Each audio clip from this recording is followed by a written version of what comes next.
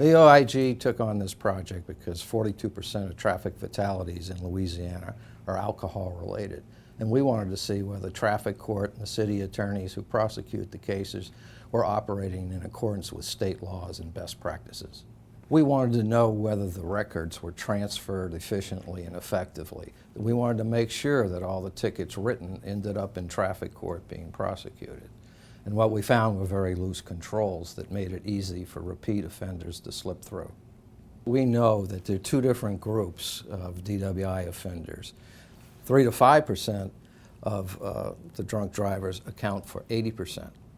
So we need a system that distinguishes between those two classes of people, the serial offender and the one-time. And Louisiana law accommodates that distinction and is based on it. The application here locally, we lose all that distinction. We just downgrade the tickets. What they do, the prosecutors, part-time prosecutors, they either work in the morning or they work in the afternoon. They downgraded 84% of the high blood alcohol content cases. That is, blood alcohol content of 0.15 or greater. We even saw a ticket where it was 0.228 and they reduced it. They reduced them all to 0.149 to just get under the threshold established by the law. What they are doing is offending the purpose of the law. Only 1.7% of the cases they handled were charged with a second offense, and that's much lower than national standards. The terrible job that our system for adjudicating traffic tickets, DWI cases, has let the public down. They failed to do their mission, their job. Their job was to handle these, hook them up with interlock devices, that kind of thing.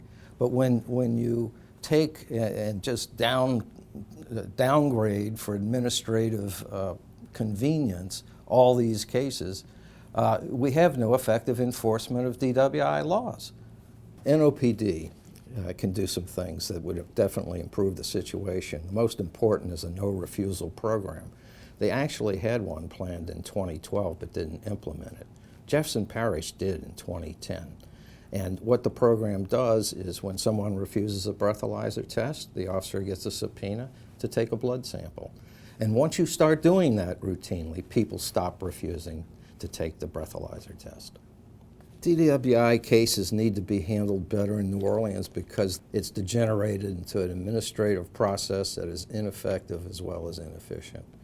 Traffic court and that whole process with DWI cases, not traffic court alone, but the prosecutors and everyone involved in that system, have a responsibility to the citizens to protect our safety, and they're not doing it.